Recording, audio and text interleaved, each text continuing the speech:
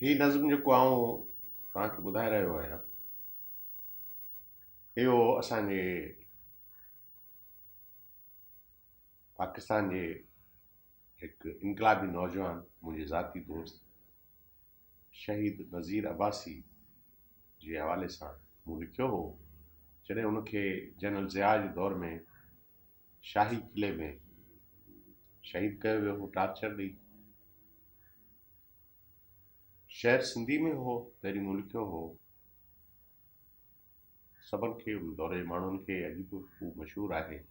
ओ अमा जेकॾहिं राति जे रहज़ननि जे हथां मां बि मारियो वञा मुंहिंजे साथियुनि जीअं, तोखे पंहिंजी ममता जो आहे कसम, की न तूं रोइजां खून दुखड़ो कजां।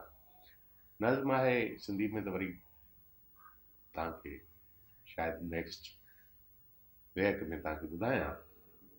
पोइ उहो नज़्म उन ज़माने में जॾहिं MRD जी जदोजहद हली रही हुई, तॾहिं सिंध में उन जदोजहद जे दौरान रहियो अवामी तहरीक जो डिप्टी सेक्रेटरी जनरल हुउसि, ऐं पोइ कुझु पंजाब मां प्रोफेसर अज़ीज़ुद्दीन अहमद, कुझु ॿिया दानिश्वर आया हुआ, ऐं मशहूरु हुन वक़्त जो सहाफ़ी इरशाद अहमद हक्कानी, उहे बि आया। उनखे सॼो सिंध जो दौरो करायो हो ऐं उन्हनि इहा जदोजहद ॾिठी।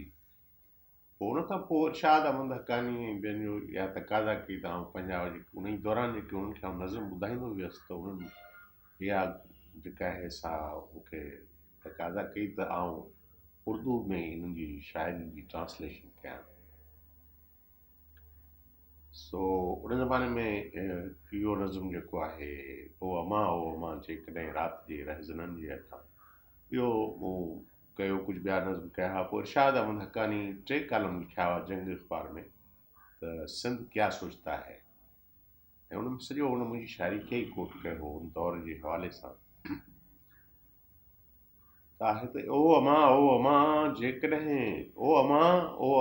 जेकॾहिं राति जे रहज़ननि जे हथां मां बि मारियो वञा मुंहिंजे साथियुनि जीअं, तोखे पंहिंजी ममता जो आहे कसम, की न तूं रोइजां को न दुखड़ो कजां। ओ अमा इन मूं उर्दू तर्जुमो हीअं कयो। पासबाना ने जुल्मत के हाथों अगर मेरे गुम गुश्ता सब साथियों की तरह, घर में मारा भी जाऊं कहीं ना कहीं, अश्क गिरिया से पलकें भिगोना नहीं, माँ तू रोना नहीं, माँ तू रोना नहीं।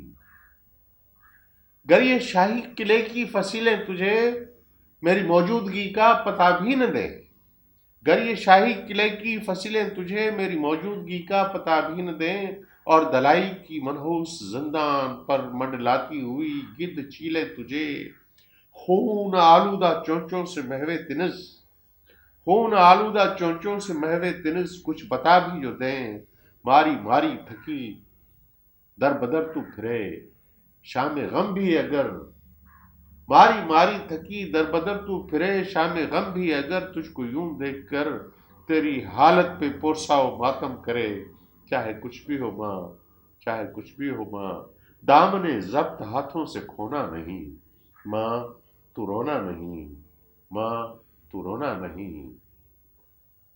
ये तकाजा है खूने अबासी है माँ,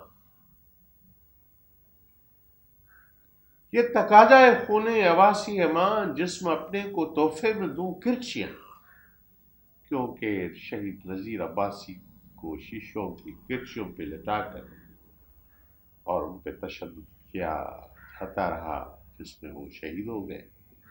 ये तकाजा है खूने अबासी है माँ, जिसमें अपने को तोहफे में दूं किरचियाँ, कब तलक बंद ज़हनो ज़मीरो ज़बां, कब तलक बंद ज़हनो ज़मीरो ज़बां, कब तलक वतन पर वर्दियां वर्दियां वर्दियां वर्दियां, चाहे कुछ भी हो माँ, ऐसे हालात में जब्र की रात में, चाहे कुछ भी हो माँ, दामने जब्त हाथों से खोना नहीं, माँ तू रोना नहीं, माँ तू रोना नहीं।